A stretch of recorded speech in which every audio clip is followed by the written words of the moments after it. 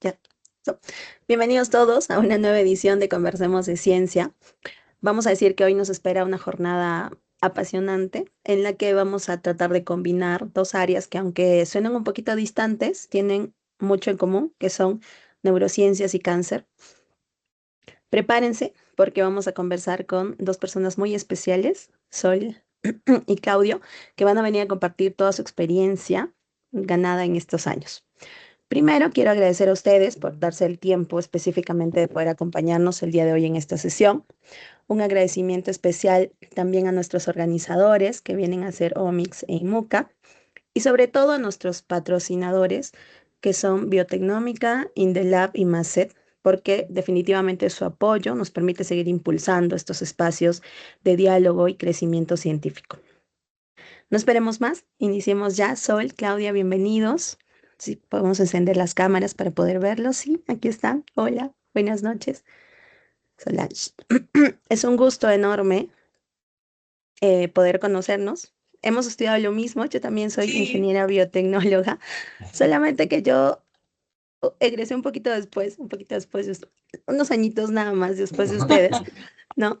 Pero básicamente compartimos nuestra misma alma mater inicial y estoy muy contenta de todo lo que han logrado, ¿no? Definitivamente, como le contaba Alexis, he estado por ahí estoqueándolos un poquito en sus artículos y en su trayectoria y es impresionante, ¿no?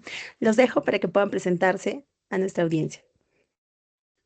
Muchas gracias, Yuma. Feliz de conectar con todos los que están aquí con nosotros acompañándonos, contigo. De hecho, el alma mater que nos une también. Eh, bueno, de hecho, estamos súper agradecidos con la Universidad Católica de Santa María, que nos ha dado una formación. Allí fue que nos conocimos, ¿no? Con Claudio, que ya también le daré espacio para que se presente. Pero todo comienza allí, ¿no? En términos de formación de pregrado, comienza en la Universidad Católica de Santa María, que era una carrera bastante nueva en ese tiempo, tenía como 4 o 5 años, y que nosotros de todas maneras apostamos por una formación que parecía de otro, de otro país, ¿no? Era una currícula que era bastante rica y tenía elementos de biotecnología ambiental, biotecnología vegetal, biotecnología médica, que era lo que a mí me gustaba muchísimo, o me llamaba muchísimo la atención. Tenía biología molecular, tenía inmunología, tenía todo lo que yo quería, ¿no? Y es así como comienza el camino de la ciencia, ese descubrir, y que gracias.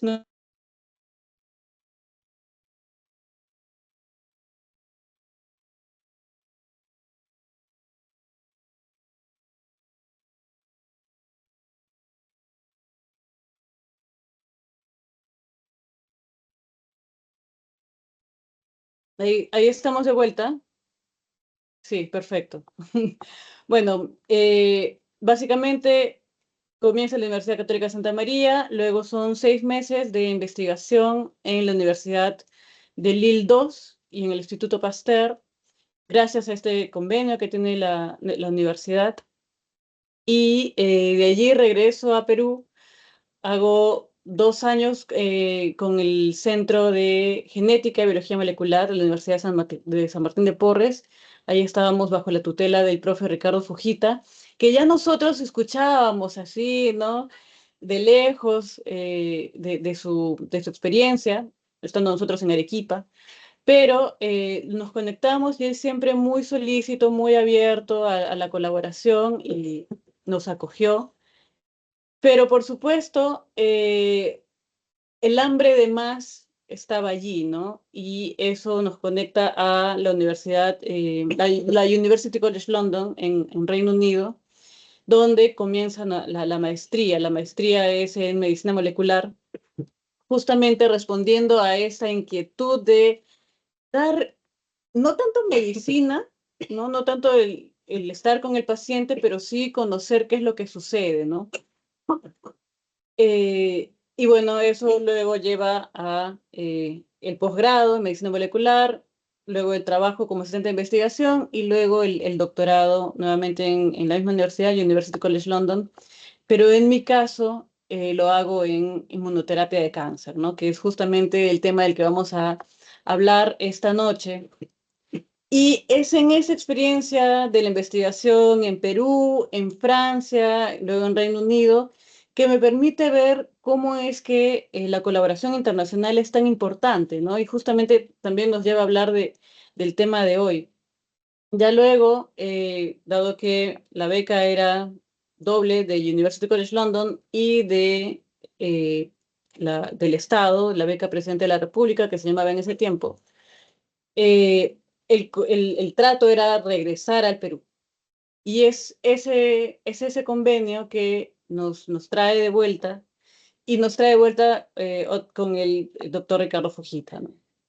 Y allí estamos en la Universidad San Martín de Porres, en el mismo centro de genética, pero esta vez ya liderando líneas de investigación propias y también estamos en la Universidad Peruana de Ciencias Aplicadas, ¿no? Haciendo un poco de docencia y vamos a ver si se da también el lado de investigación, ¿no? Nuevamente es ya de este lado, del lado después del doctorado que, y tratando de hacer investigación ya desde el Perú y liderándola, nuevamente que se ve la importancia de la participación en proyectos internacionales, ¿no? Y ya hablaré, de acuerdo a las preguntas que iremos tocando, las preguntas que tengan aquí la gente que nos acompaña, cómo es que la participación en consorcios, la participación en proyectos de gran envergadura también pueden ayudarnos en más de una forma, ¿no? Y ahora sí le doy el pase a Claudia. Ah, hola Yuma, hola a todos los que están conectados. Agradecerles por la invitación a IMUCA, a Omix. Sí, mi historia es idem, completamente a la de Sol. Nosotros nos conocemos en biotecnología. Nosotros éramos la tercera promoción que salía de la carrera, así es que, como cuarta promoción. Y bueno, como dice, era tirarnos un piscinazo, ¿no? Porque no sabíamos qué iba a pasar ahí, pero bueno, felizmente salió todo bien. Y tal cual, la misma historia, acabé, nos fuimos a Francia en diferentes laboratorios. Tú estabas en el INSERM, yo estaba en el Instituto Pasteur. Ujú. Volvimos, coincidimos en el laboratorio del profesor Fujita, trabajamos 2 años y esa hambre nos lleva a estudiar medicina molecular como maestría en el Reino Unido, en UCL. Y luego de trabajar un periodo como técnicos de laboratorio, nos unimos a nuestros respectivos laboratorios, pero ya como estudiantes de doctorado. Yo hago un doctorado en neurociencia molecular bueno, a través de la beca, para cumplir con este compromiso que se hace con la beca con el Perú, volvemos otra vez al laboratorio de profesor Fujita, donde estamos tratando de abrir las líneas de investigación que ya hemos comenzado durante el doctorado, ¿no? Inmunoterapia del cáncer, neurociencia por mi lado, y ahí es donde estamos creciendo. Igual en la San Martín, en la UPC, tratando de ver las mejores oportunidades para hacer crecer la investigación, ¿no? Y como dice Sol, estando expuestos sobre todo a un ambiente tan multicultural como es Londres, como es UCL, hemos aprendido la importancia de la colaboración internacional, ¿no? Entonces, creo que se presta bien para este conversatorio con todos ustedes. Sí, sí, definitivamente, ¿no? Como les digo, su experiencia en tantos países que visitaron, ¿no? Cómo lograron hacer, cómo llegaron a Francia y luego consiguieron las becas, es importante, ¿no? Porque quizá hay muchas personas que todavía no saben que existen esas oportunidades para que uno pueda salir y complementar su carrera, ¿no? A pesar de la difusión extensa que hay todavía personas que las desconocen por completo y que sí, tenemos muchas oportunidades de crecimiento científico. Bueno, nosotros hemos preparado algunas preguntas para poder iniciar. Igual, si alguno de ustedes que está en el público tiene alguna pregunta, la puede ir escribiendo por el chat para ir leyéndola. Y bueno, la primera pregunta sería desde su experiencia, ¿no? La que tuvieron aquí y luego fuera y luego en su retorno ahora que se encuentran en Lima. ¿Cuáles creen que son los principales retos para el desarrollo de estas terapias personalizadas de cáncer? Uf. Em, Eso me va a llevar a hablar de otro tema que a mí me apasiona mucho, que es la diplomacia científica. ¿Por qué? Porque las limitantes o los obstáculos, digamos, que hay que vencer, no solamente son de infraestructura o de recursos, ¿no? De la logística que implica la investigación, sino es muchas veces, que eso es desde el bench, ¿no? Desde el mismo laboratorio, sino que muchas veces es desde el escritorio, es muchas veces desde la voluntad política, desde la voluntad de las autoridades que están involucradas, no solamente me refiero a las autoridades políticas, como ya mencioné, sino las de la misma universidad o las de los hospitales. Entonces, yo creo mucho en algo que se llama promover la ciencia desde el bench, ¿no? Desde el laboratorio y desde el desk, desde el escritorio. Porque hay que cambiarle el chip a mucha gente. Que hablar de este tipo de terapias incluso les puede parecer marciano, les puede decir, ya mira, eso se hace en otro lado, acá en el Perú no. O sea, y te lo dicen así, ¿no? Muy, muy convencidos. Entonces, lidiar con esa mentalidad es agotador, pero al mismo tiempo te invita a preguntarte, mira, si estás aquí, vamos a hacer todo lo que se pueda para cambiar un poquito ese chip, ¿no? Y lo bonito de esto es que te encuentras con otras personas que sí están dispuestas a empujar eso, ¿no? Y en todo caso, como para redondear la respuesta, eh, los mayores limitantes son los obvios en cuanto a infraestructura, en cuanto a la logística. Ya sabemos de que aquí nos cobran 300% más de lo que nos cobran en Londres, ¿no? Con presupuestos reducidos. Entonces, acá nos cuesta 3 veces más hacer ciencia con 3 veces menos el presupuesto, ¿no? Es un imposible. Me parece casi una broma de pésimo gusto, pero es la realidad.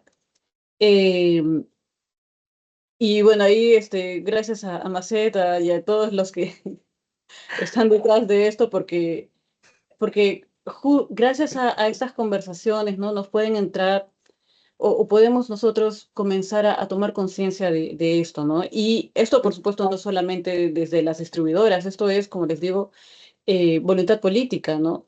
De bajarle los aranceles a productos o insumos de investigación, por ejemplo, ¿no?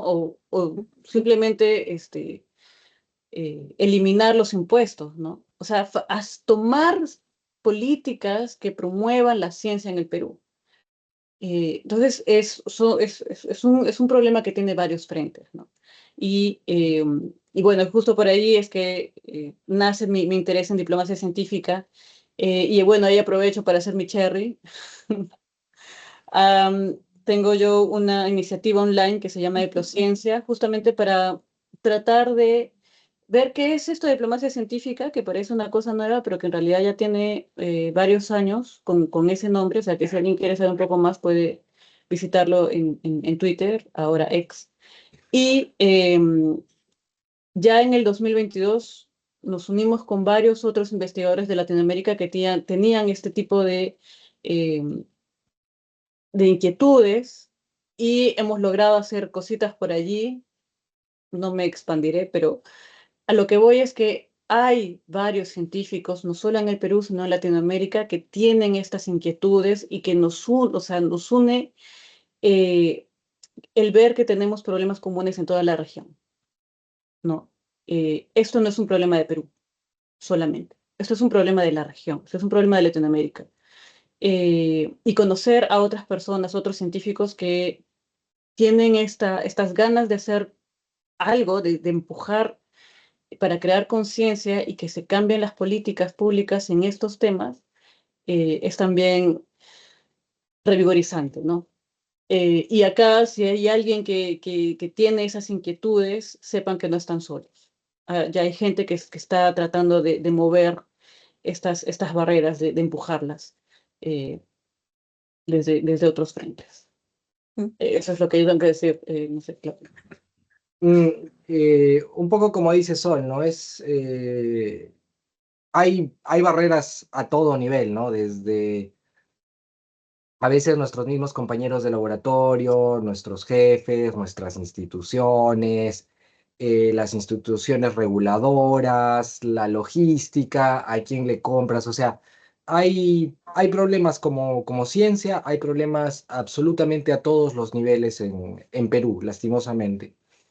Pero nada, como la biología, o te adaptas y avanzas o te estancas. Entonces hay que pelear con todos los problemas, hay que lidiar con todos los problemas, pero sí hay que estar al tanto, creo yo, de que sí hay problemas a todo nivel, ¿no? El sistema científico peruano, no creo que exista tal cosa, no existe un sistema científico peruano, pero si existiera, tiene problemas, hace agua por todas partes, ¿no? Es muy difícil avanzar, pero hay que seguir, nomás hay que seguir remando y se avanza de a pocos, pero se avanza, ¿no? Pero sí, hay, de lo que tú quieras hablar, yo te puedo mostrar problemas porque a estas alturas, ya estando 6 años de vuelta aquí en Perú, creo que ya nos ha pasado absolutamente de todo, ¿no? Ya sería raro que a estas alturas nos sorprenda algo, ¿no? Yo creo que ya nos ha sorprendido absolutamente todo, ¿no? Pandemia en medio,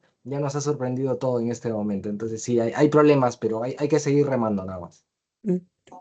La perseverancia siempre nos ayuda a lograr todo con el tiempo. Y Bueno, conectar, ¿no? Solamente allí conectar con gente que piense como tú, ¿no? Porque eso es revigorizante, como comentaba, eh, y porque allí se pueden gestar ideas y se pueden gestar nuevos proyectos, incluso conectarte con gente que sí toma decisiones, o sea, y nuevamente, ¿no? Desde ese lado internacional, porque sí existe gente que quiere que todo esto avance y se mueva, ¿no? O sea, sí hay esperanza. todavía tenemos esperanza. Ya, cambiando un poquito la pregunta ahí, pensando un poquito en estos nuevos investigadores, ya que hay algunos que son incluso estudiantes de biotecnología que están en la reunión, ¿no? Vamos a decir que son investigadores que están en proceso, están iniciando su carrera. ¿Qué estrategias ustedes consideran más efectivas para que ellos logren una colaboración científica así efectiva? O si nos pueden contar un poquito cómo ustedes llegaron a Francia, ¿no? ¿Se lanzaron? ¿Alguien los contactó? O bueno, o qué tips les pueden dar a ellos para que puedan formar sus redes de colaboración científica. Yo te puedo contar mi red de colaboración científica internacional más importante, ¿no? Mi red de colaboración científica más importante es mi supervisor del doctorado, ¿no? Yo, luego de terminar la maestría, estaba buscando dónde hacer el doctorado, obviamente. Y esporádicamente, porque trabajaba más o menos a medio tiempo como técnico, medio tiempo como mesero, básicamente, para solventar mis gastos y no perder la conexión con ciencia. Y cuando podía y tenía tiempo, iba a charlas en la universidad donde había ido a hacer la maestría. Y en una de estas charlas, que ocurrían con cierta periodicidad, una vez al mes, una vez cada 2 semanas, encontré a mi supervisor. Yo a mi supervisor nunca lo había conocido en persona, pero ya había leído tantos papers de él que ya conocía su cara.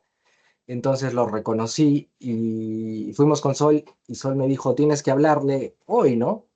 Yo medio que no le quería hablar porque bueno, mi supervisor es un poco como, no voy a decir Dios, pero es por lo menos como el Papa en mi campo. Entonces, me daba un montón de pelota hablarle. Sin embargo, a insistencia de Sol, al final le hablé. Y él me dijo, ya, normal, ven el lunes a mi oficina, saca una cita con mi secretaria y comencemos a buscar financiamiento para que comiences tu doctorado. O sea, una cosa tan sencilla como ir a una charla, encontrarte con alguien, hablar con alguien, demostrarle tu entusiasmo, demostrarle que sabes de lo que estás hablando, no, no estás yendo a hablar unicornios y arcoíris, sino estás yendo a hablar cosas serias, que sabes de lo que él hace, a qué se dedica, compartir ese entusiasmo y si alguien ve ese entusiasmo, yo creo que es suficiente para iniciar una buena colaboración, ¿no? Y él es definitivamente mi más importante colaboración, ¿no? Y él me abre a través del supervisor de doctorado, de maestría, si hay una buena relación, también hay malas relaciones, no, no les voy a decir que no, puede haber un supervisor de doctorado que no sea tan bueno, un supervisor de maestría que no sea tan bueno, que no haya tanta química. Pero si hay una buena química, eso te abre muchas rutas de colaboración con otras personas. Y digamos, esa para mí ha sido la principal colaboración internacional, porque bueno, él es de allá, él es inglés, y él ha abierto muchas puertas para mí, para ir a congresos, para otras colaboraciones con otros países. Cuando necesitas algo, él sabe a quién levanta el teléfono y sabe a quién hablar, ¿no? Y a partir de eso tú ya vas creando tus redes, ¿no? Y es simplemente replicar esa primera experiencia, ¿no? A veces cuando tengo esa oportunidad y es alguien que realmente yo con el que yo quiero conectar, me acuerdo de esa vez, ¿no? Lo importante que fue lanzarse un poquito y vas y le hablas, ¿no? Pero tienes que ir a hablar desde un poco el conocimiento y haber hecho la tarea antes, ¿no? Tienes que ir ya habiendo hecho la tarea, investigar qué hace la persona que está exponiendo, cuáles son sus intereses, si se alinea más o menos con lo tuyo, si de repente por ahí has visto que hay oportunidades de maestría o doctorado con él, o sea, ya ir estudiando un poco tu objetivo y tenerla más o menos clara, ¿no? Y así se abren las redes, ¿no? Los congresos son grandes oportunidades. Estos eventos que no ocurren ya mucho en Perú, pero que son medio informales, donde se habla ciencia, también son importantes porque ahí nos conocemos los investigadores. Y es eso, ir a hablar. Y yo creo que es importante tratar de formar una buena química desde el conocimiento, otra vez, desde intereses compartidos con otros investigadores, con personas más senior, para ver cómo nos empujamos entre nosotros, ¿no? Yo creo que eso es tratar de conectar con gente que tiene los mismos intereses. Ujú. Un poco para responder también la pregunta de Michael, que está más interesado en saber los tips, de saber cómo es que puedes llegar a ganar una beca o cómo es que nos fuimos a Francia. Em, Allí va a depender mucho de qué es lo que quieres tú, ¿no? Yo creo que depende qué quieres, pero y a veces en los primeros años es difícil saber qué es lo que uno quiere, porque no has experimentado muchas cosas, ¿no? Entonces, ¿y cómo voy a saber si es que me voy a dedicar a eso, ¿no? Les digo, no teman, ¿no? Van a tener suficiente tiempo. A veces es lanzarse y estar dispuestos a explorar, porque para eso es el pregrado, sobre todo, para explorar y prepararse. Hay cursos que uno de repente dice, no, ese curso no lo quiero ni ver, no quiero llegar a séptimo ciclo porque ese curso, no, date la oportunidad y de repente para octavo ciclo te das cuenta, oye, el de séptimo ciclo era mi curso favorito, yo ni me lo imaginaba, ¿no? Entonces, el primer tip sería tener mente abierta. Uno no sabe todavía qué te va a gustar, porque solamente algo te va a gustar más mientras más sepas de eso, ¿no? Y allí conecto un poco con lo que decía Claudio. Él se había leído varios papers de esta persona, ¿no? No solamente papers científicos, sino entrevistas que le hacían, por eso es que conocía su cara, ¿no? O sea, lo había estudiado, lo había estudiado completamente a este señor, porque él de repente ya descubrió que le gustaba ese tema, ¿no? Entonces, ese tiempo de pregrado es prepararse, es conocer y es leer. O sea, hay que hacer una tarea. Y si encuentras algo que te gusta, ya leer acerca de eso no es tanta tarea, es más bien satisfacer una curiosidad. Y eso es más bonito satisfacer esa curiosidad, ese interés que puedas tener. Eso es por el lado, digamos, académico, intelectual. A eso, inevitablemente, hay que conectarle el lado de los idiomas. El inglés es un must, es un no negociable. El inglés hay que saberlo, hay que hablarlo, ojalá, pero sobre todo leerlo. leerlo, leerlo, leerlo, dominarlo. Y por favor, acá de repente alguien puede pensar, pero con tantos, con Google Translate, con DeepL, con tantas herramientas, ¿ya para qué uno se puede matar estudiando inglés? Porque saber un idioma te enseña también a pensar como ellos, te enseña a saber de su idiosincrasia. Y eso, para habituarte a sus países, es fundamental. Entonces, no es solamente de, bueno, entro a ChatGPT y al toque lo hace. No. Eso es lo genial de saber un idioma extra, de que aprendes otra forma de pensar. Entonces, el inglés en ciencia es no negociable. Y a veces las oportunidades más asequibles son las que no están en inglés ni en castellano, sino en un tercer idioma, justamente porque no hay tantas personas que sepan un tercer idioma. Y ese fue nuestro caso. La universidad tenía, sigue teniendo en realidad, un convenio de intercambio científico con la Universidad de Lille II, pero solamente está abierto para personas que tengan nivel de francés de intermedio avanzado. Y por ventura divina, por providencia, a mí me gustó el francés y decidí estudiarlo en la universidad, pues, durante la universidad, en la Alianza Francesa, pero durante la universidad. Así como para ver, para despejar mi mente y no pensar en la carrera, tenía mi desfogue, digamos, de hora y media en francés, ¿no? Eh, y sucedió que justo para cuarto año me enteré de esta oportunidad y sale, pues, ¿no? Entonces es muchas veces eso, prepararse y eh, estar pues con todos los requisitos, aunque pareciera fortuito, pero no es tan fortuito. Y allí viene el tip de mira tu entorno, mira dónde estás, qué oportunidades hay, porque hay oportunidades, pero hay que tocar la puerta, hay que decir, mira, puede ser en la Católica Santa María, puede ser en cualquier otra universidad. Muchas de las universidades de nuestro país tienen convenios con otras universidades. Hay oficinas internacionales dentro de las universidades, etcétera, que hay REPU para las personas de pregrado, hay REPU, que es esta red eh, para estudiantes de pregrado que pueden conectar con distintas personas alrededor del mundo, con distintos laboratorios. Hemos tenido una alumna que se ha ido a Yale, si mal no recuerdo, justamente por REPU, que es una entidad aquí de Perú. O sea que hay, ¿no? Pero ¿qué necesitabas? Inglés. Inglés de intermedio avanzado. Entonces, esos serían los tips en corto. Hacer tu tarea, que es el lado intelectual, y el lado de los idiomas. Inglés no negociable, de intermedio avanzado, y si se puede, un tercer idioma. Hasta con Duolingo se puede hacer un tercer idioma. Por lo menos que te vaya introduciendo, ¿no? De repente te vacila y sale, ¿no? Una preguntita más del chat. Nos comentaron ustedes que, bueno, actualmente ya en la San Martín como que están tratando de fortalecer sus propias líneas de investigación. ¿Nos podrían comentar un poquito acerca de esas líneas de investigación?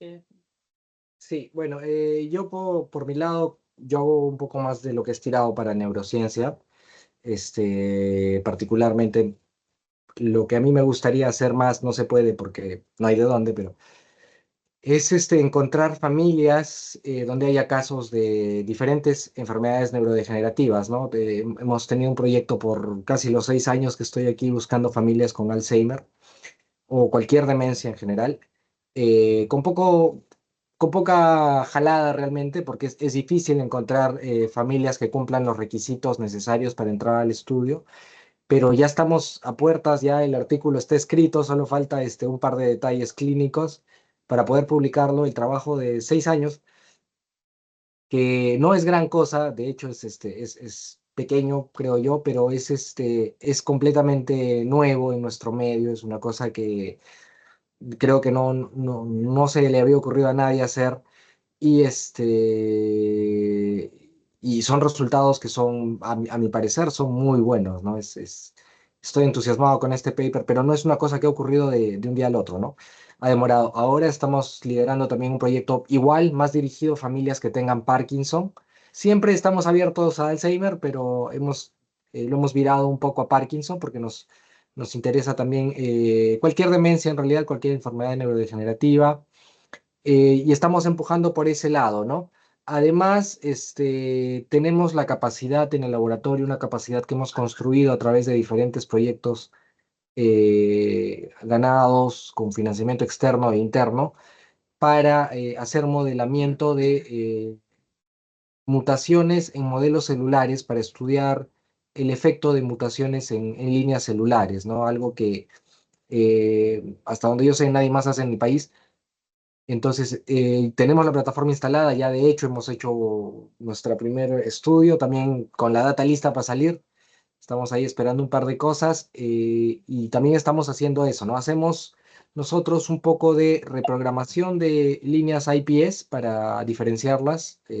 Las iPS son células madre pluripotenciales inducidas, que nosotros luego podemos diferenciar a cualquier destino celular, células de retina, de corazón, de hígado. Y en medio de esta diferenciación lo que hacemos es, a veces reparamos genes usando CRISPR, igual que usamos para el modelamiento de mutaciones, y eso también es parte de lo que hago, ¿no? Entonces estamos un poco en edición génica, modelamiento de mutaciones, diferenciación de células y el lado neurodegenerativo, que es lo que a mí me gusta, ¿no? Estamos tratando de empujar eso. Y también tenemos proyectos en común donde mezclamos lo que hace Sol, lo que hago yo, y ahí estí tratando de empujar. Tal cual, si esta charla fuese de un diagrama de Venn, sería neurociencias, cáncer, pero lo que nos une es esto de edición génica, de modelamiento de variantes. En este caso, aplicado a lo que yo hago, eso es modelamiento de variantes en cáncer, variantes de significado incierto. Justo hace poco ya hemos presentado en un congreso de la Asociación Americana de Cáncer en Chicago, ya la semana pasada, felizmente con buenos resultados. Em, pero esa es, digamos, una parte, ¿no? La parte que nos une.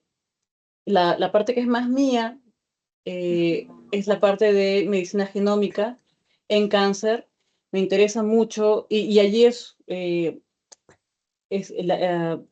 el lado que conecta con la parte internacional. ¿Por qué?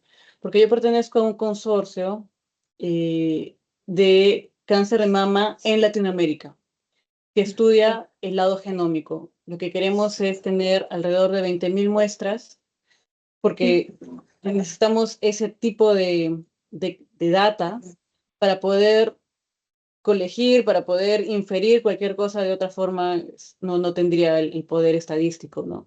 Entonces es la unión de varios estudios a nivel de Latinoamérica para conocer el background genético y ver el efecto que puede tener en la enfermedad.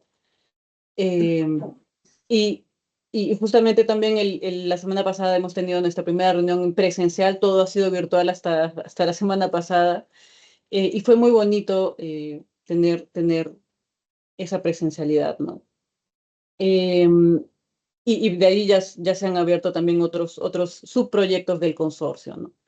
Ese es por el lado de medicina genómica en cáncer y por el lado de inmunoterapia, que es finalmente lo que he querido hacer desde que llegué, porque mi doctorado ha sido en inmunoterapia, tanto por el lado de anticuerpos como por el lado celular.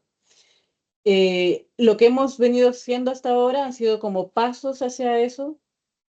Hemos postulado a un grant de Concitec. Ojalá que, bueno, ya hacia el final de mayo nos enteramos de los resultados. Estamos cruzando los deditos, haciendo nuestras novenas, no sé, ¿no? O haciendo rezos. Unos rosarios.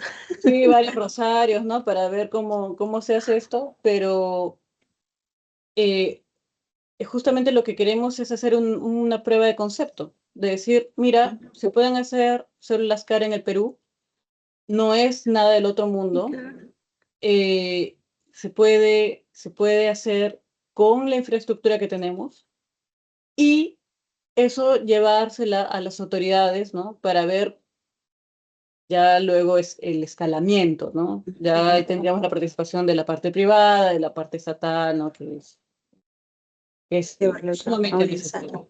necesario. Correcto. Pero hacia allá vamos. Así, excelente. Me parece genial y esperemos se dé, cruzaré los dedos y 3 rosarios para ustedes también, para que gane y puedan traer lo de los CAR T-cells, que sería pues espectacular, ¿no? Tener un laboratorio aquí en Perú que las pueda comenzar a desarrollar, sobre todo si nos mencionas que no es tan complejo, ¿no? Como uno se lo imagina. Y por Para la ejemplo, gente perdón, para la gente que está escuchando y no está muy familiarizada con CAR-T-cells, CAR-T-cells es un tratamiento contra el cáncer en el cual te sacan tus propias células, las reprograman y te las vuelven a inyectar, pero las reprograman de tal manera de que van a encontrar el cáncer, específicamente el cáncer, y lo van a destruir. Es un poco más complicado que eso, hay un poco de efectos colaterales y todo, pero a las personas en las que funciona, las cura de cáncer. O sea, no las pone en remisión por un tiempo y luego vuelve, no, las cura. Una aplicación las cura.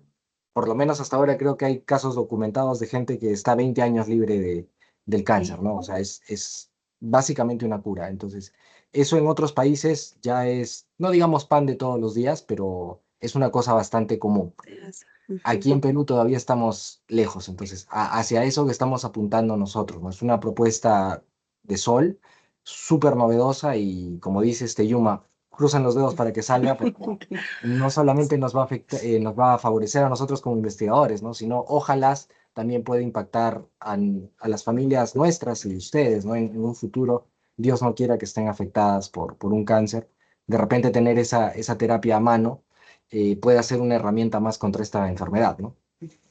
Creo que sí, creo que sí. Y, por ejemplo, retomando un poquito lo de la medicina genómica en cáncer y el tema del cáncer de mama, nos has dicho que es una colaboración pues para 20.000 muestras global, ¿no? O sea, trabajas con muchos otros investigadores externos, vamos a decir. Y esta colaboración internacional a veces suele traer ciertos desafíos éticos o, vamos a decir, éticos y regulatorios, diría yo, ¿no? El hecho de trabajar con muestras de fuera o poder enviar muestras, no sé si las envían o las procesan aquí, ¿no? ¿Qué obstáculos principalmente has podido enfrentar bajo el tema ético y regulatorio del procesamiento de muestras en trabajar así colaborativamente? Varios, varios. Y desde el 2020. O sea, incluso tuvimos que comenzar con el papeleo en la virtualidad. Hemos firmado acuerdos de transferencia de material, transferencia de data. Lo que me encanta de este consorcio es que está liderado por una investigadora genial, se llama Laura Fegerman. Yo le digo Fegerman, pero ella lo pronuncia Fegerman, no sé, con J, y bueno, vamos con eso.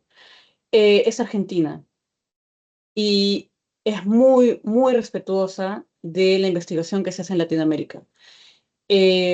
No hay hay un término que le llaman el parachuting científico, que es como paracaidistas científicos. ¿A qué se refiere? Que son personas, investigadores de otros lados que vienen a nuestros países, toman muestras, se las llevan, sacan papers y las personas que donaron su muestra y esas poblaciones nunca se enteran qué pasó, qué fue, cuál fue el resultado, ¿no? Mm, Ese es el paracaidismo científico, y ella está completamente opuesta a eso, justamente, y esa es una de las cosas que a nosotros nos convenció como laboratorio de trabajar con ella, ¿no? Ella, al contrario, ella lo que quiere es que se hagan las cosas aquí, o sea, en cada uno de los países. Si bien es cierto, ha habido un envío de muestras para hacer el genotipaje, y el genotipaje se hizo en el NIH en Estados Unidos, eh, esa data cruda regresa a los países mm, y aquí es donde se hace el, el análisis bioinformático. Tenemos nosotros también la potestad de decir, quiero que me regreses mi muestra y regresa tu muestra, depende, ¿no? Porque si has enviado justo los 50 nanogramos por microlitro, no sé, o sea, y justo es lo que iban a usar, bueno, se usó ya. Pero si enviaste, por decir cualquier cosa, 1 mililitro, y quedó muestra, tú tienes la chance de pedir que te la regresen.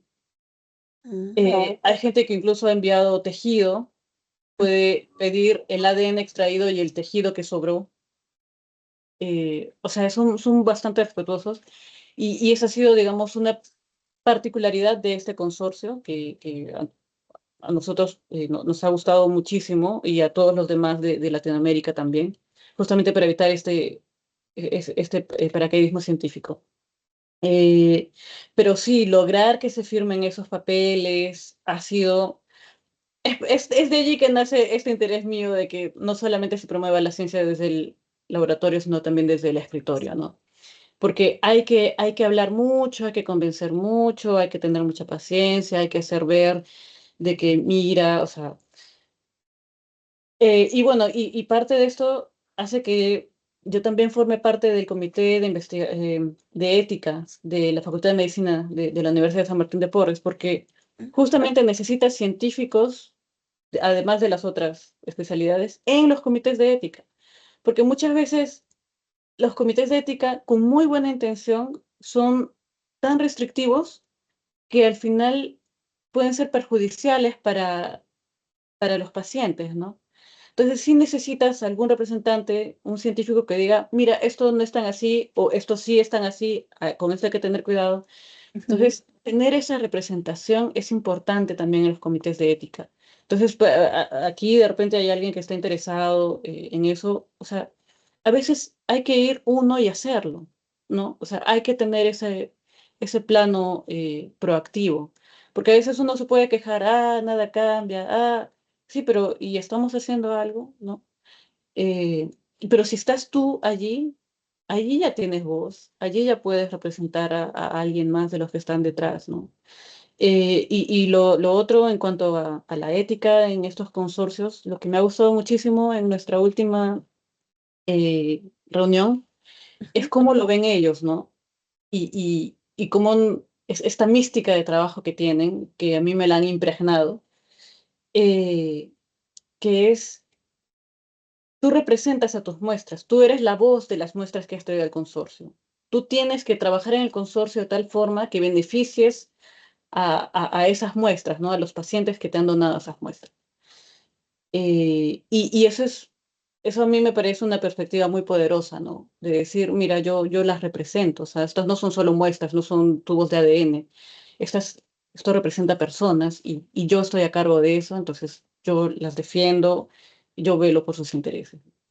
Entonces, es un plano de mucha responsabilidad, pero también yo creo que de mucho, eh, de mucha satisfacción, si es que se logran los propósitos planteados, ¿no? Trabajando siempre de manera correcta. Como tú Correcto. dices, ¿no? Creo que muy pocas personas se identifican con los pacientes con los que trabajan, con las muestras, ¿no? Y pocas personas tienen esa, o bueno, pocos investigadores tienen esas ganas de devolver los resultados, ¿no? De buscar a sus pacientes, devolver lo que encontraron, ¿no? Que me parece súper importante. Vamos a continuar con algunas preguntas del chat. Vamos a integrar dos que van más o menos por ahí. Elizabeth y Alejandra. Una nos habla del pregrado y otra nos habla de cuando ya somos egresados. Básicamente nos dice si es recomendable hacer un intercambio estudiantil en pregrado. Y Elizabeth nos comenta que obviamente mientras uno está estudiando tenemos más oportunidades porque de por sí las universidades tienen convenios, ¿no? Como mencionabas el de Lille en el caso de la Universidad Católica, pero como egresada, ya uno cuando egresa ya no tiene ese vínculo estudiantil que facilita el intercambio. O sea, ella nos dice, como egresada es posible de igual forma obtener oportunidades en el extranjero o hay una mayor facilidad de convenio cuando uno está estudiando. ¿Cómo sería cuando uno egresa? Sí, sí. Mira, yo acá voy a ser rápido, directo y un poco maloso. Cuando eres estudiante y tienes la oportunidad de hacer un intercambio, vete, vete. No lo pienses dos veces, vete.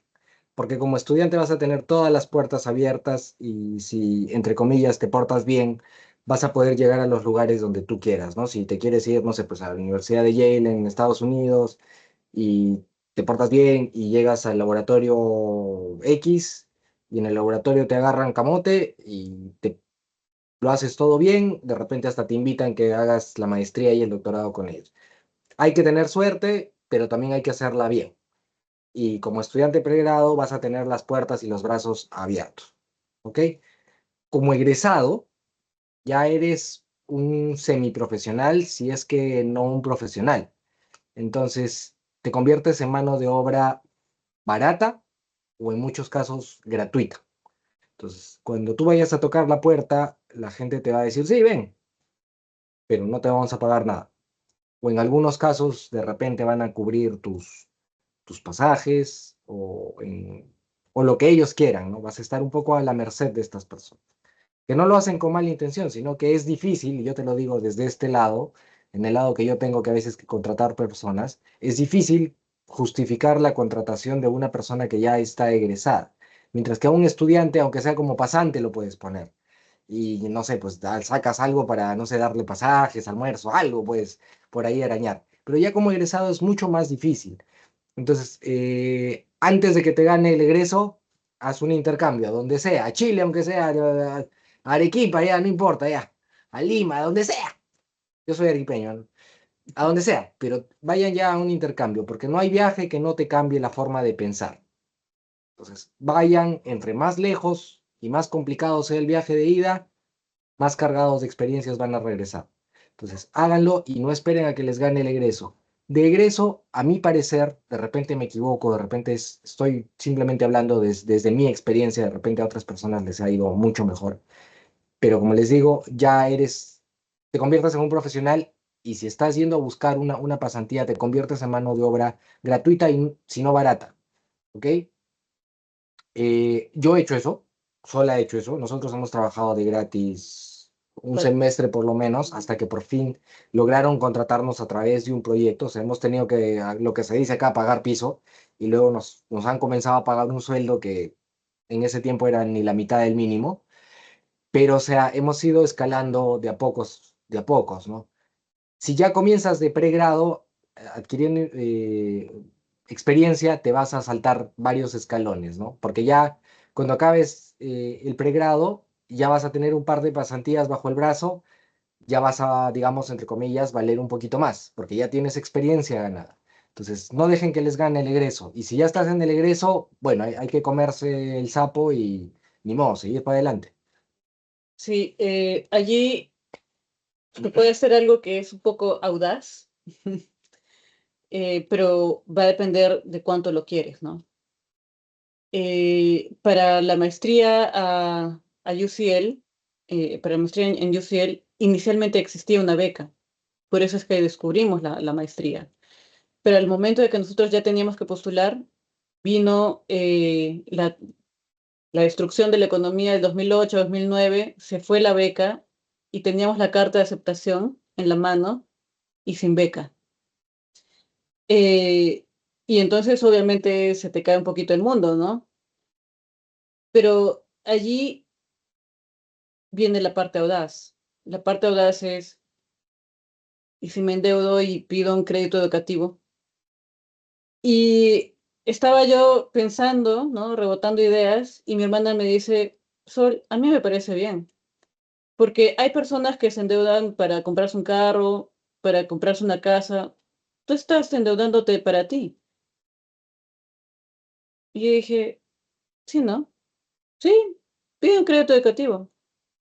Felizmente las maestrías en Reino Unido son de un año. Y yo tenía la esperanza de decir, una vez que llegue allá, la vida se me va a arreglar, pero yo necesito estar allá. Y fue un poco así, porque una vez que tú sales de a veces nuestra mentalidad mezquina, porque hay mucha mezquindad en Perú, lamentablemente, pero cuando tú sales de esta mezquindad, vas a ver gente que está súper dispuesta a darte una mano. ¿Eres estudiante? Sí, claro, ven. O sea, hay mucha gente que quiere ayudar, pero no va a hacer caridad, ¿no? Pero, o sea, si ve que tienes ímpetu, tienes potencial, sí, por supuesto que te va a ayudar. Entonces, esa es, digamos, la ruta que le quedaría a aquellos egresados que se me ocurren. Puede existir otras, por supuesto, ¿no? pero necesitas también un poquito mojarte el pie, ¿no? Un poquito decir, bueno, a ver, voy a apostar por mí, ¿no? Y creértela y ir hacia adelante, ¿no?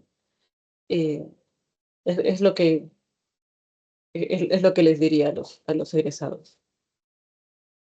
Gracias, gracias. Una pregunta más del chat. Dice, comentando sobre su participación reciente, ¿no? En algunos eventos internacionales, ¿cómo creen que las políticas de cada país puedan afectar al desarrollo científico? Nos dice también que se está hablando de diversos cortes de fondos de investigación en la nueva administración de Trump. ¿Ustedes han sentido algún impacto en la elaboración o presentación de trabajos científicos con algunas colaboraciones que tienen? ¿Todavía ustedes creen que puede haber oportunidades para estudiantes o egresados o en general investigadores peruanos? Esta respuesta la va a responder más en extenso Sol, porque Sol sí ha vivido, no en carne propia, pero a través de conocidos los impactos, ¿no? Pero rápidamente, sí. Nosotros, lastimosamente, los que no estamos interesados en política, me cuento entre ellos, lastimosamente vamos a tener que padecer a las autoridades que nosotros escogemos o que nosotros como sociedad escogemos, ¿no? Quizás directamente no tú, pero digamos como sociedad, como tu sociedad se escoge, ¿no? Si no escogemos buenas autoridades, no se pasan buenas leyes. Si no hay buenas leyes, la ciencia se va a seguir estancando. Tan simple como eso. Entonces, hay que tratar de escoger a gente que proponga cosas para ciencias y ciencias lo que te gusta y apoyar a la gente que está apoyando la ciencia, porque ellos son nuestra única voz allá arriba, ¿no? Es bien difícil que alguien abogue por la ciencia en las altas esferas que toman decisiones, ¿no?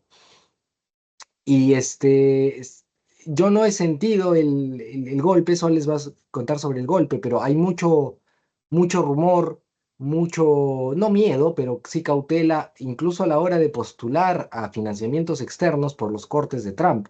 Entonces, querramos o no, va a haber algún impacto también en nuestra sociedad gracias a Trump, ¿no? Y eso se debe a que alguien en otro país no quiso ir a votar o votó de una manera que no era la mejor o con el candidato que no era el mejor para la ciencia y nos está afectando a un país que, digamos, no tenemos ni frontera con ellos, ¿no? Somos el patio trasero de ellos, pero no tenemos frontera y sin embargo nos va a afectar, ¿no? Y ahí Sol pues, les va a contar un poquito más. Sí, bueno, decían en la generación de mis papás, ¿no? Cuando Estados Unidos estornuda, a Perú le da neumonía. Definitivamente nos va a afectar. Ya nos está afectando. Eh, con este consorcio hemos ganado un grant R01 del NIH para 5 años y, claro, aún está en vilo. O sea, se firmó, sí, 5 años, pero ¿serán los 5 años? Colegas dentro del consorcio han tenido su grant en la mano para otros proyectos, se los han quitado. Así, o sea, se están quedando sin estudiantes justamente porque ya no los pueden mantener, porque ya no tienen el grant que ya había sido confirmado, o sea, ya les habían dado, pero algunos se los han congelado y otros simplemente se los han removido, ¿no? Eh, o sea, es real, es completamente real.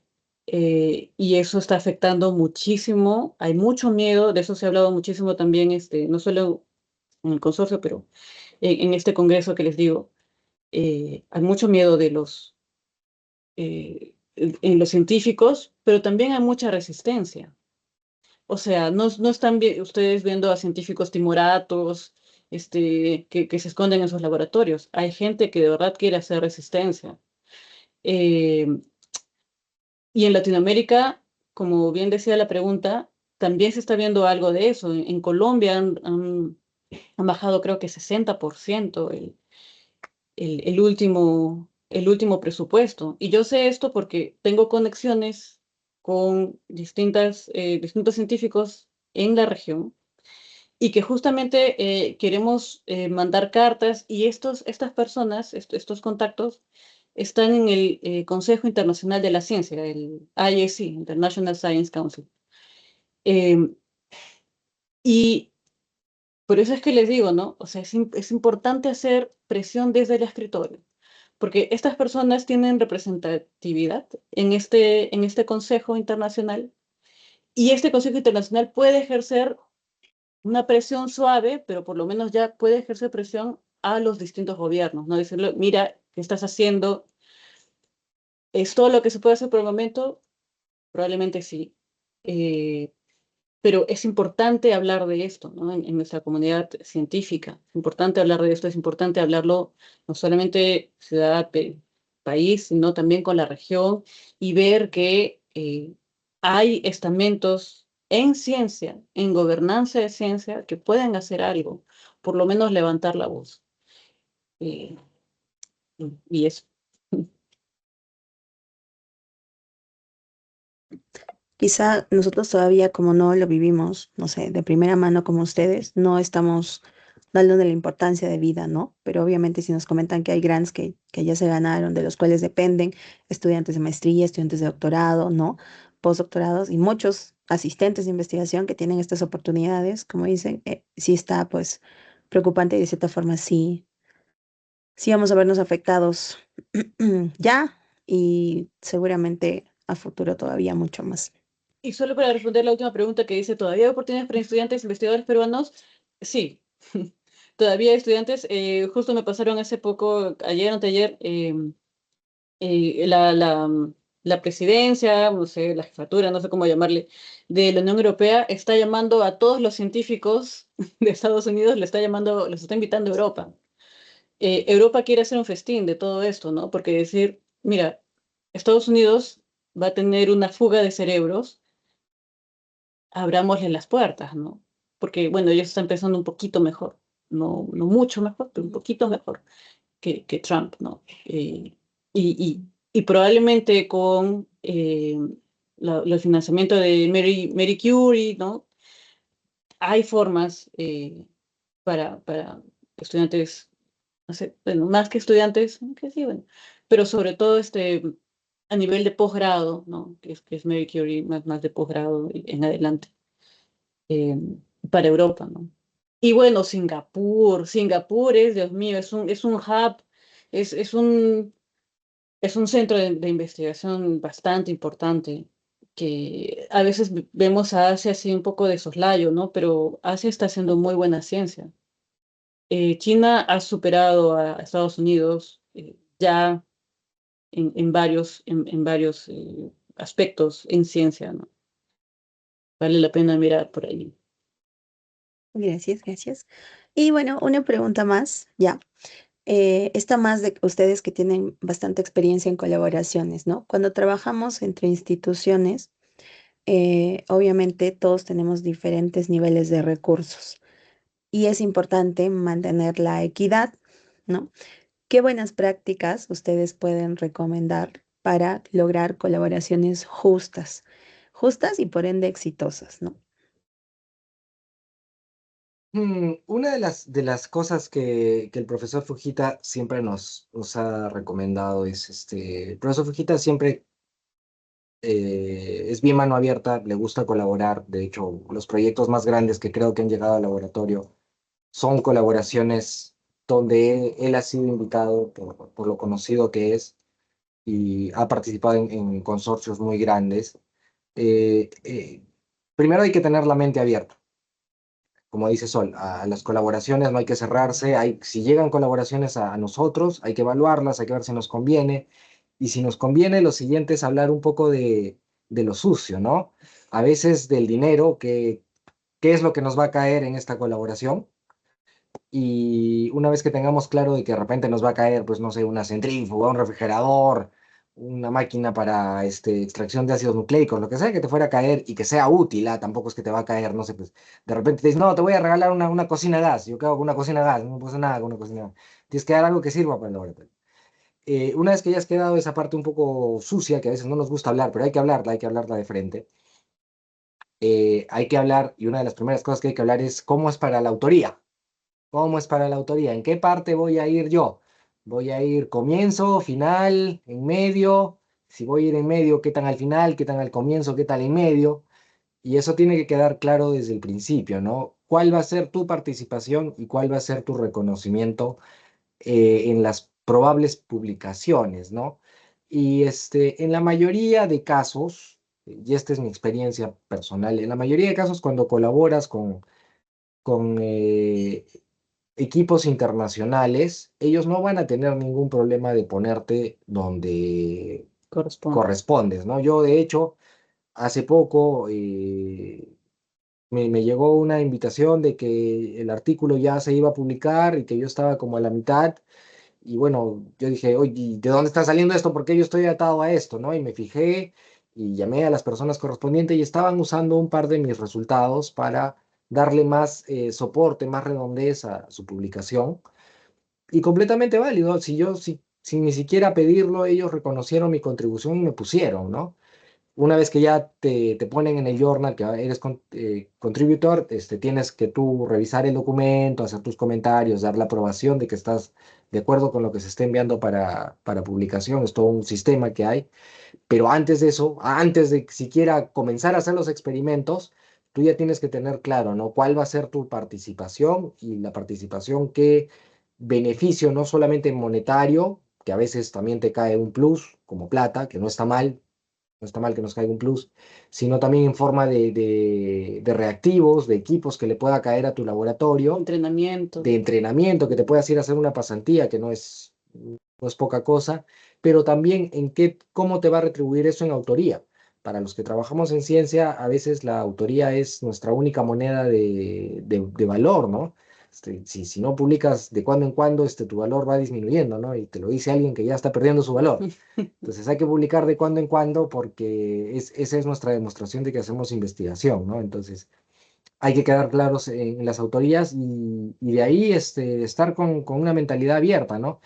Y otra cosa que también el profesor Fujita nos ha inculcado es no seamos simplemente un laboratorio que da muestras. No, o sea, si vas a participar en un proyecto en el que hay que enviar muestra, hay que obligarlos un poco a los colaboradores externos. Oye, enséñame qué estás haciendo, ¿no? De repente tú vas a hacer todo, o la gran mayoría, pero a mí enséñame qué vas a hacer, una parte del protocolo, una parte de los experimentos se puede hacer, hagámosla acá. Hay que meter también esa presión, no porque ellos tengan la plata, van a hacer lo que quieran, ¿no? Hay que meterles un poco de presión también de que dejen algo acá. Eso, hay que meter presión ahí. No todos los colaboradores son iguales, pero en mi experiencia, la gran mayoría, si tienen buenas intenciones, lo van a hacer de muy buena gana, ¿no? Sí, no mucho que agregar. De todas maneras, si puedes averiguar referencias de esas personas, ¿no? Porque si ya las conoces, genial. Pero si son personas completamente nuevas y puedes averiguar algo por allí, sí vale la pena. Porque finalmente las personas son personas. Y hay distintas personalidades. Ahí de todo, sí. Sí, sí, nos ha tocado a todos, creo, vivir la parte buena y la parte mala de las colaboraciones. Pero como tú dices, es importante dejar todo claro desde el principio, ¿no? Cuentas claras, amistades duraderas, dice el dicho. Entonces sí, me parece importante. Bueno, quiero agradecerles y vamos a cerrar con una pregunta, ya la última final del chat, que nos dice, bueno, hay un participante que nos pregunta qué centros de investigación en neurociencias y cáncer ustedes pueden recomendar para que ellos puedan hacer una maestría, ¿no? O postular alguna pasantía.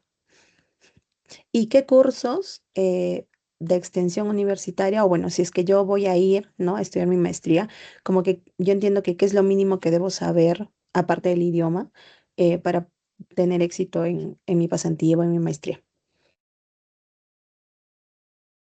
¿Quieres comenzar? O si no. Desde el lado de neurociencia, obviamente yo le voy a echar flores al sitio donde yo he estudiado, ¿no? El mejor sitio para hacer neurociencia en Europa es University College London, el Queen's Square Institute of Neurology. Es el mejor sitio en Europa, ¿no? Yo creo que le preguntas a cualquier persona en Europa, te va a decir lo mismo. Y en Estados Unidos, Estados Unidos de todas maneras son los reyes de la investigación aún, ¿no? Entonces, mientras sea una universidad más o menos conocida y su departamento de neurociencia sea más o menos conocido, vas a caer en un buen sitio, ¿no? En California, en UC Davis, en Washington, en Yale, vas a caer en buenos sitios. Pero obviamente eso es recontra competitivo, ¿no? ¿Cómo te haces tú más atractivo a la hora de postular a una maestría, a una pasantía? Obviamente las notas influencian. Si tienes buenas notas, ya comienzas con buen pie. Pero si de repente no tienes las mejores notas, pero por ahí tienes una publicación, que ya puedes publicar desde pregrado. Nosotros en la UPC, yo no me puedo echar la pana, pero ya tenemos varios estudiantes de pregrado en UPC que ya publican desde pregrado, una cosa que me parece muy alucinante. Puedes publicar. Si no puedes publicar, por lo menos un póster, una presentación en un congreso, ya es algo que te pone adelante, ¿no? Eso serían las principales ventajas. Por ahí que hayas hecho pasantías también, eso también te pone adelante porque muestra no solamente interés, sino que ya estás haciendo cosas, eso te pone adelante. Pero una de las cosas más importantes para que te den una maestría, de repente más en Europa que en Estados Unidos, en Estados Unidos se fijan un poco más en en tus notas, en tu ponderado, en todo eso. Pero en Europa te piden generalmente de que seas una persona un poco más redonda. ¿Qué es una persona más redonda?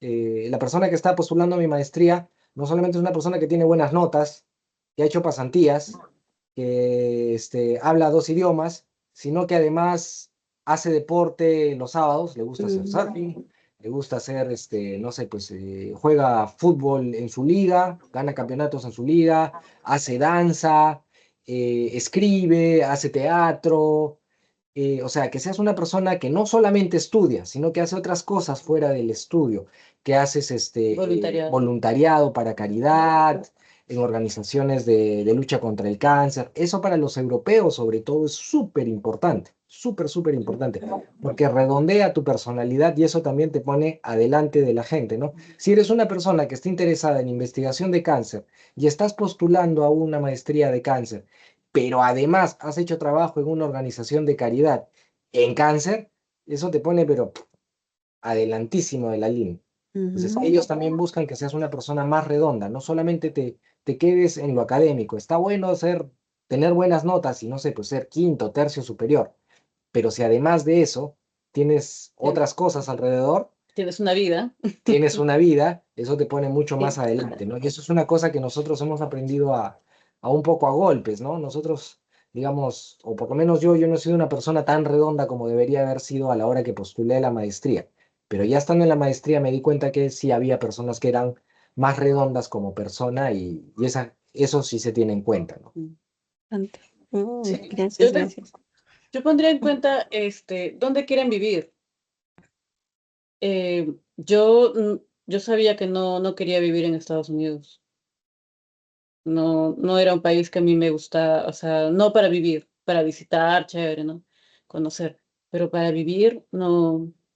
Entonces, a pesar de que hay súper lugares, ¿no? El Dana-Farber en Harvard, hay el Memorial Sloan Kettering, no sé qué, en Nueva York, o sea, hay muchos lugares donde se hace muchísima investigación de calidad, pero eso es unas horas de tu día. El resto del tiempo vas a tener que vivir en la ciudad. Y yo quería caminar de un lugar a otro, no quería estar en el tráfico, no quería estar, o sea, la vida, la forma de vivir en Estados Unidos a mí no me llamaba mucho la atención. La forma de vivir en Europa, y de repente fue por la experiencia en Francia, los franceses saben vivir, saben estar con sus hijos, saben estar, disfrutar un buen vino, saben tomarse su tiempo y también saben hacer investigación. Y dije, mira, ¿sabes qué? Europa me gusta más. No quiero vivir en el corre-corre. Em, entonces, yo pondría también el foco en eso, ¿no? Porque finalmente es tu vida. Y tú no vives para estudiar, no vives para investigar, no vives. Es parte de tu vida, es parte de tu propósito, responde a esa necesidad profunda que todos tenemos, pero la vida también pasa en la calle, ¿no? Y por dónde te mueves. eh, y si puedes estar paseando y de pronto ver el Big Ben en Londres o estar en el British Museum, o sea, ¿no? De pronto un mal día en el laboratorio, paseas por ahí y dices, ah, bueno, o sea, ¿no? Entonces yo pondría también eso en cuenta, ¿dónde quieres vivir? En cuanto a cursos de extensión universitaria, por lo menos de la Católica Santa María, que es de lo que puedo hablar, eh, o sea, la currícula que ellos tenían tenían algunas falencias, pero a mí me han dado todo lo que necesitaba, completamente. Hemos mejorado. Y encima han mejorado, o sea, a mí me han dado todo lo que necesitaba. Yo no me he sentido corta, decir, ay, Dios mío, no, Ujú. no, todo lo que necesitaba lo tenía. Y lo más interesante es probablemente saber pensar. O sea, no tanto el conocimiento de por sí, porque ahora ya tenemos tanto conocimiento en el mundo disponible que, Mm. claro, con Chat en ChatGPT, chat. etcétera, lo que sea, ¿no? Sentido Eh, común, lo que les falta. correcto. El pensamiento crítico, o sea, yo le pondría más fuerza a eso, ¿no? A la reflexión, al pensamiento crítico, algo que te diferencie de, y bueno, por supuesto, saber usar la inteligencia artificial, ¿no? Obviamente. Pero sí, esas habilidades sí me parecerían más interesantes. Mm. Listo. Muchas gracias, Sol Claudio. Bueno, para cerrar ya esta conversación que ha sido, creo yo, puedo asegurar, súper enriquecedora, les pediría que pudieran compartirnos unas palabras finales, ¿no? Quizá una reflexión para estos jóvenes investigadores que nos ven o una invitación a seguir impulsando, ¿no? La ciencia colaborativa que ustedes ya desarrollan. Mm, no, nada, si están interesados en realizar ciencia colaborativa, aprovechen y busquen un congreso en un lugar bonito que sea pagable. Hay muchos congresos, no se los digo en broma, hay muchos congresos que ocurren en Cancún y es por una razón, porque Cancún es bonito y es un lugar donde vas a la charla y también vas a la playa, ese es un buen lugar. Busquen congresos de ese tipo y cuando estén, no solamente vayan a la playa, ese es el problema. Hay mucha gente que va al congreso en Cancún y nunca entró al congreso. No, vayan al congreso y cuando tengan tiempo vayan a la playa. Y cuando estén en el congreso, busquen las charlas que les gusta, busquen a las personas que puedan jalar su atención, que tengan intereses comunes y háblenles. Así nacen las colaboraciones, así se dan las oportunidades de maestrías, de doctorados, de futuros proyectos a los que te puedan invitar. Y la otra cosa que se me ha ido que les iba a decir. Eh, y una vez que estén afuera, ustedes también sean la colaboración internacional de alguien más, porque ustedes ya están fuera, ustedes ya van a tener una afiliación de Inglaterra, de Japón, de Estados Unidos. Ustedes también den la vuelta hacia atrás y si alguien, alguno de sus compañeros en su círculo de estudio está haciendo lo mismo que ustedes o tiene un interés similar, sean ustedes la colaboración internacional de alguien más. Eso me pasó a mí con un compañero con Alan, que él estaba haciendo su doctorado en Japón y yo estaba en Inglaterra y aún seguíamos comunicándonos porque somos amigos. Y él un día me dijo, oye, ¿quieres participar en este proyecto? Ya, chévere, ya mándame muestras de esto, ya yo te mando. Un tema que yo ni domino, ni conozco, ni manejo. Hice el muestreo, envié las muestras, publicación juntos. Y los dos hemos sido nuestras colaboraciones internacionales. Él ha colaborado con alguien en Inglaterra y yo he colaborado con alguien en Japón.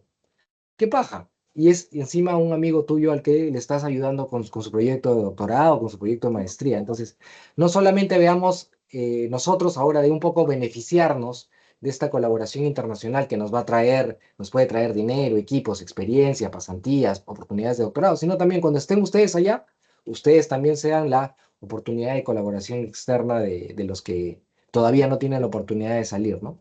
Eso. Ujú. Sí, muy poco que agregar, la verdad. Em, sí, dense la oportunidad, ¿no? A veces hay que apostar por uno mismo y hay que ver las cosas con esperanza en este tiempo, sobre todo. Em, Eso, hay que verlo con esperanza. Y eso significa, traduciendo, ¿qué significa ver las cosas con esperanza? Intentar. A veces solo hay que preguntar. A veces solo hay que preguntar, porque uno dice, ¿qué me van a responder? No, o sea, no. Y no te lanzas, y no preguntas, y no sales, y no vas al Congreso, y no inviertes en el Congreso, porque dice, es que ¿para qué? O sea, eso significa ver las cosas con esperanza. Significa apostar por ti, apostar por ese propósito que tienes, por esa sed que está muy dentro nuestro, y decir, ¿qué pasa si sí? De repente no, pero ¿y qué pasa si sí? Y como le pasó a Claudio, ¿no? O sea, a él solamente tuvo que preguntar. Entonces, yo diría eso, chicos, a veces solo hay que preguntar. Y ya, e intentar, a veces solo hay que intentar. Y sobre todo para las chicas, ¿no? Los chicos son más lanzados para esas cosas. Las chicas nos ponemos 1000 trabas, 1000. Hace poco estuve gracias a Dios, gané un award, un premio de Women in Cancer Research de este congreso, Mujeres en Investigación de Cáncer. Y nos mostraron estudios de cómo las mujeres nos decimos, es que no eres lo suficientemente buena, no, ¿qué te van a decir que sí? O sea, significativamente más que los chicos. Los chicos dicen, bueno, no doy la talla, pero a ver. En cambio, nosotros si no cumplimos todos los requisitos, no postulamos, no postulamos. Y a veces simplemente hay que postular, o sea, decir, mira, pucha, cumplo 3 de 5 y de repente los otros 2 sí los puedo aprender, ¿no? E intentar. Eh, Así que ese sería mi principal mensaje. Sí, sí, gracias. Creo que yo algo que siempre le digo a mis alumnos es, definitivamente les digo eso, escriban, pregunten y siempre cierro con lo peor que les van a poder decir es no. Y nadie se muere por un no, ¿listo? Me dirán 100 nos y uno me va a decir que sí y ahí voy a ir. Entonces, definitivamente el consejo genial es arriesgarse, arriesgarse y, y seguir intentando hasta que alguien nos diga, pues, ese sí, tan esperado. En investigación, en investigación. Muchas gracias, muchas gracias. Muchas gracias, chicos. No, definitivamente les agradezco la generosidad de haber poder compartir estos años de experiencia que nos han servido muchísimo y nos han acortado años Gracias, quizá. Sol. Gracias, Claudio. Muchas Gracias, gracias. muchas Qué bueno gracias. verte, Robert. Sí, gracias por estar presentes. Gracias también a nuestros asistentes por el espacio que se han dado, por el tiempo de poder escucharnos. Creo que nos vamos todos Ahí con, no se ve bien, pero gracias. nos vamos todos con nuevas ideas y creo que con el ánimo bien arriba, ¿no? De seguir intentando y de tratar de construir nuevas redes de colaboración. Muchas gracias a ustedes. Y Gracias a ti, Yuma. sí, antes de finalizar, ¿no? Quisiera extenderles a todos nuestros participantes una invitación especial, comentarles que del 27 al 30 de mayo, Omics estará realizando su tercera jornada de biología tumoral e investigación en cáncer, ¿no? Va a ser un evento también virtual que va a reunir a destacados investigadores de Latinoamérica y algunas regiones. Serán 4 días súper, vamos a decir, de intensidad académica donde se van a abordar muchos temas basados también en cáncer, progresión tumoral, estrategias terapéuticas y también de inmunología. Entonces, los invito a seguirnos en nuestras redes sociales para que puedan averiguar más de este evento y poder participar para fin de mes. Muchas gracias. Gracias a todos. Chao, chao. Muchas gracias, muchas gracias.